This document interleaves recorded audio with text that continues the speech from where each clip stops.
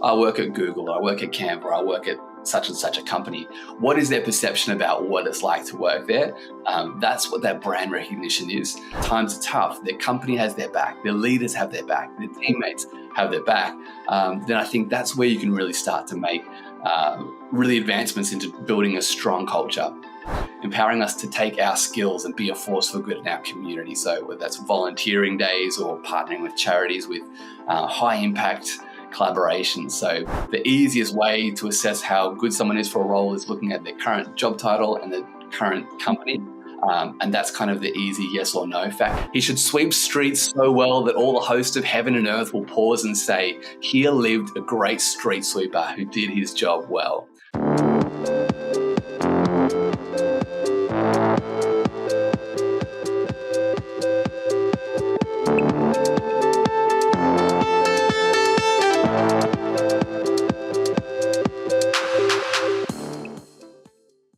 We are here with Mike Rubio, talent acquisition partner for Canva. Canva is an Australian-grown graphic design platform used to help both creative and non-creative minds create visually enticing content. Mike is also a career coach and is passionate about empowering people's career journeys and helping them live purposeful, impactful lives. I'm so excited to have him on today. Mike, thanks so much for joining us. No worries. Thanks so much for having me. Really excited to be here. Could you start by telling us a little bit more about Canva, your role, and the previous experiences that led you there? Yeah, definitely. So my role at Canva as a talent acquisition partner is where I'm able to help build the team that builds Canva. So we really are on a mission to empower the world to design. So I love that mission. I think we're amplifying the voice of everyday people with the power of visual communication. And, being one of the fastest growing software companies, our two-step plan is to become one of the most valuable companies so that we can do the most good that we can. So there's a lot of things that led me to this point, but one of them was being in recruitment agency, realizing that we need to think outside of the box when it comes to hiring. The ways of hiring previously in the last 5-10 years aren't working anymore. It's more competitive than ever. We need to think outside the box, get more creative in that approach. Ultimately, that's what kind of really led me to Canva along with the values alignment. There has been a shift in the last few years on how the workforce views what a strong company culture looks like. People are starting to be able to see kind of that separate that nice to have perks that contribute to a fun company atmosphere versus those must have tangible manifestations of company values that contribute to defining a healthy and long lasting company culture. I'd love if you could share from your perspective, how do you define company culture? What is the heart of it? What is it not? And what are ways that companies can define, measure, and make sure they're hitting their culture goals? Great question. I love this quote, and it says, culture equals values and behavior. And I think that really speaks to it. It's easy to put a bunch of mottos and put out marketing collateral about our culture is all about this, our values are all about this. But ultimately, what are the values that are lived out and acted out?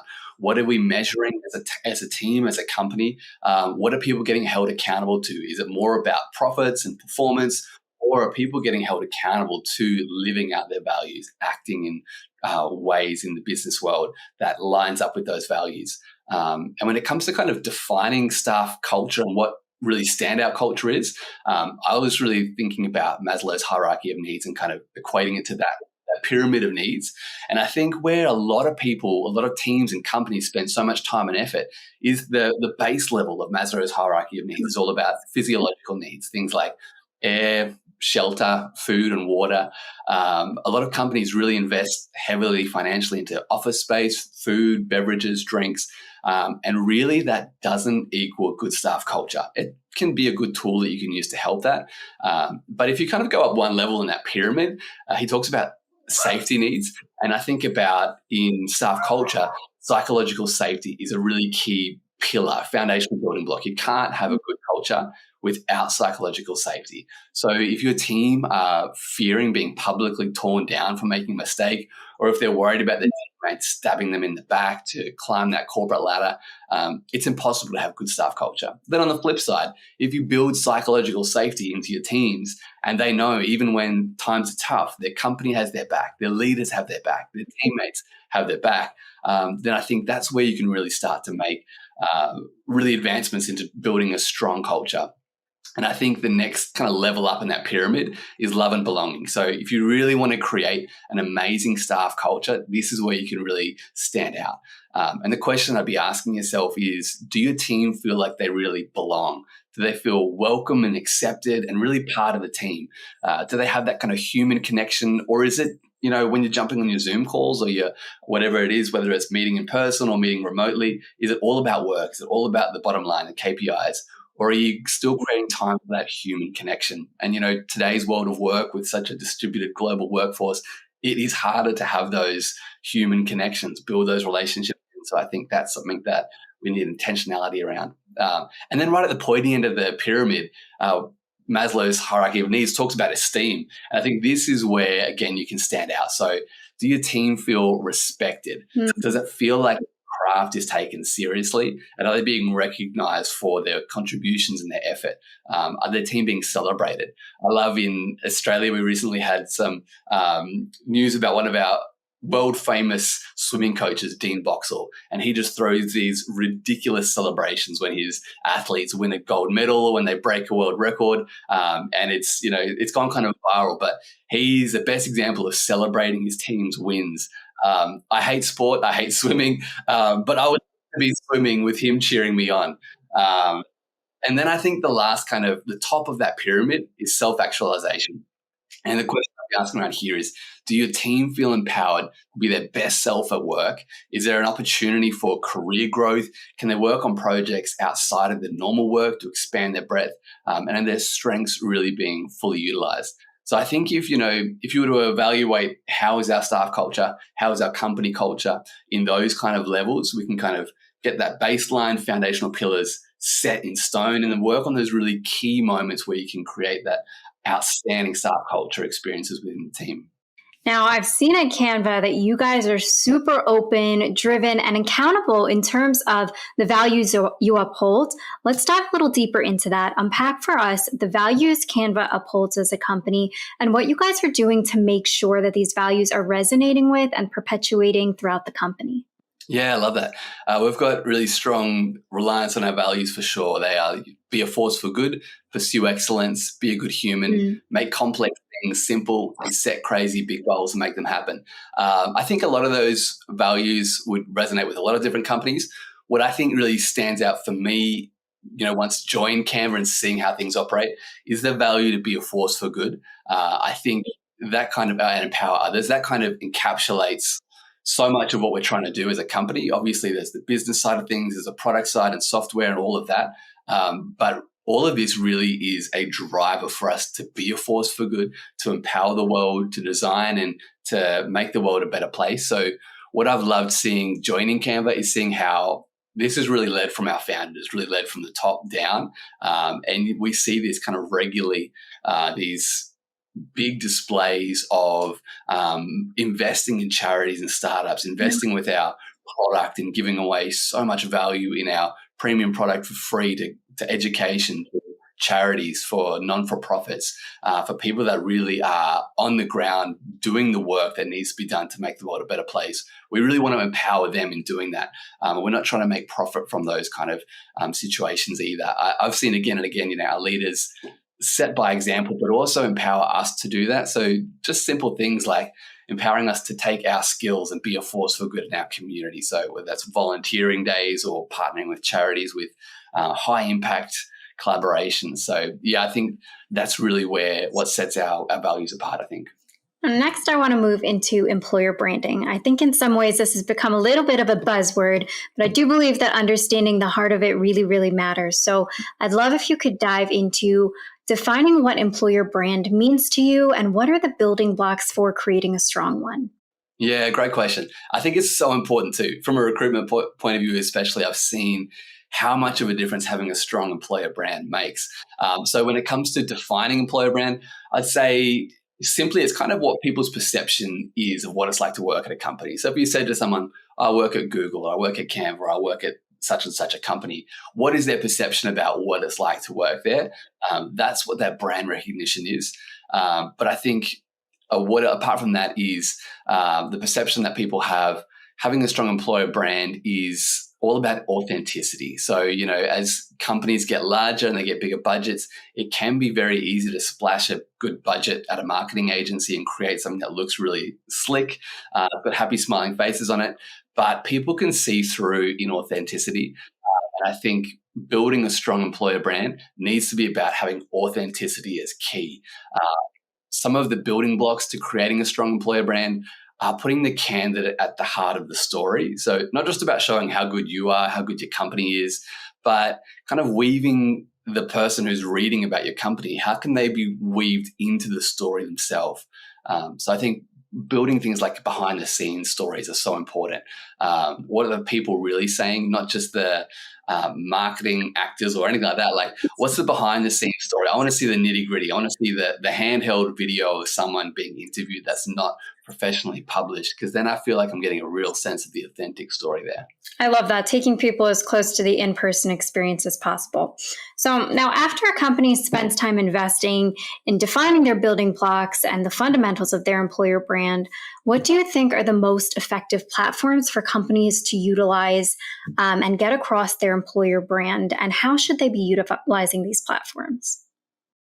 Yeah, great question. I think LinkedIn's the obvious one. I think it's good to have a lot of stuff coming out for employer brand on LinkedIn, but I would say more than just the company page promoting, marketing collateral for their employer brand, ticking the box. I think having it led by the individuals, by the leaders, by the team members themselves, letting them share their stories authentically about how their experience at a certain company has been. I think that's where you're going to get a lot more traction on LinkedIn. I've seen this before, the well-polished marketing collateral actually often doesn't perform that well, whereas just a real human story about someone's experience working at a company has so much more authenticity and cut through.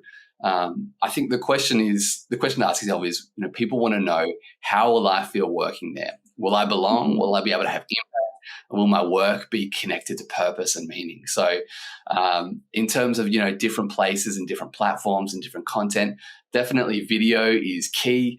Behind the scenes, personal stories, authentic human connection, I think is what you want to try and build. What I really enjoyed personally when I was interviewing at Canva was Canva's Instagram page as well. I was kind of checking their Canva life page every day, because every day there'd be kind of updates on behind the scenes, what the food is, what the dog's in the office, just stuff like that.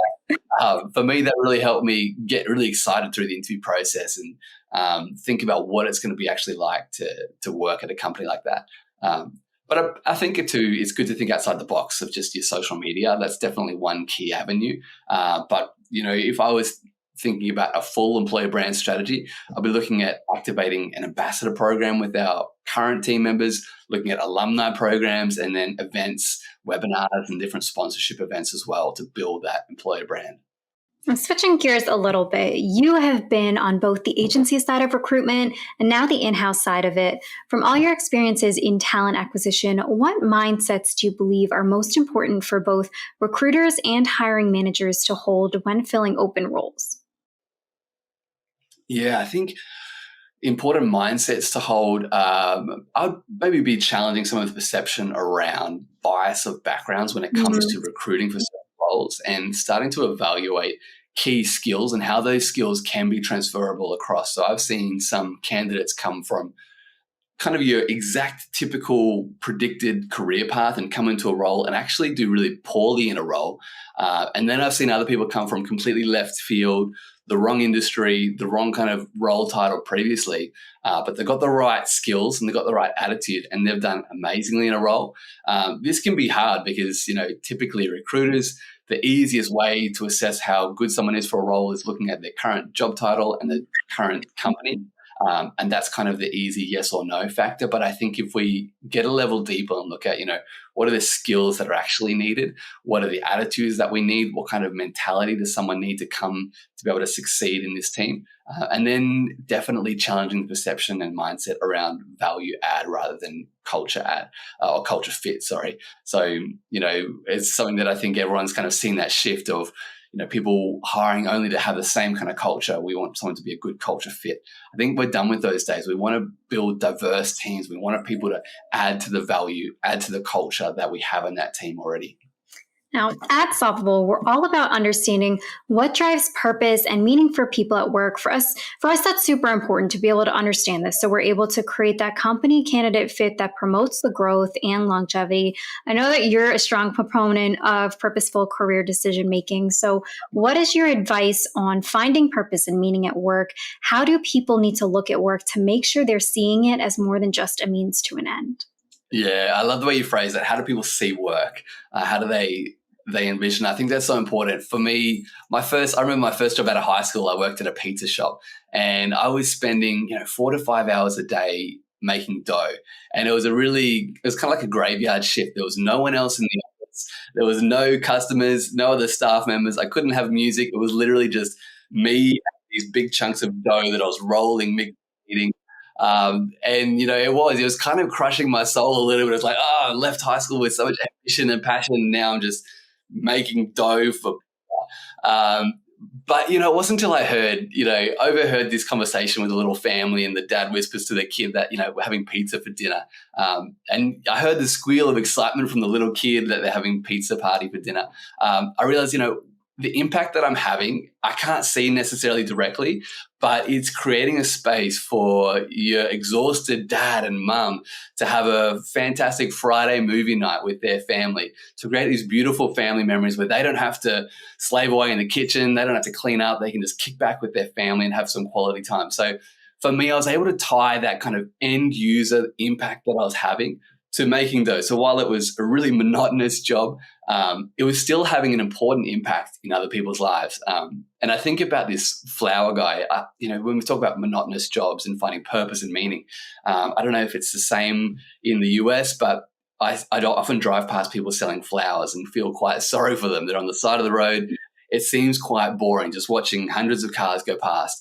But there's this one man I used to drive past every day on the way to work, and he had this ridiculously large Mexican poncho, Mexican hat, and every single person that went past him, he would be waving and smiling and giving thumbs up to. And so every day I drove past him, I'd wave to him, give him a thumbs up, and for the next 5 minutes, I had this ridiculous grin on my face.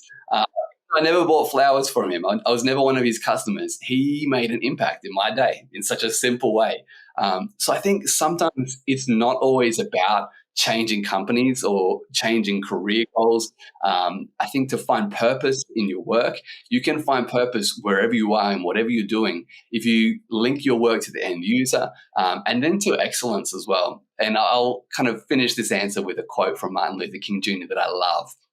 And it says this: if a man is called to be a street sweeper, he should sweep streets even as Michelangelo painted, or Beethoven composed music, or Shakespeare wrote poetry. He should sweep streets so well that all the host of heaven and earth will pause and say, here lived a great street sweeper who did his job well.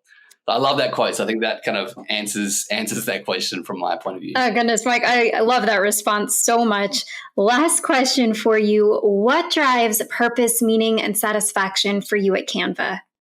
Yeah, great question. I think for me, being able to make a positive impact in people's lives is really what drives that purpose, drives that meaning, really gets me excited about what I'm doing. So I want to be able to see the individual, but also my hope and ambition is to be able to impact like a large audience as well, to be able to make a positive impact on their lives, their worlds, their world of work, help them level up their careers. So in recruitment, that's sometimes really easy to see. Sometimes it's quite hard to see. A good percentage of our job is actually declining candidates that apply, which can be quite, disheartening at times. But that's why I love doing career coaching and giving away career advice and trying to help people in that process, because, everyone is able to level up their job, their career, and find purpose and meaning in the work that they're doing so they can, make a better difference in the world.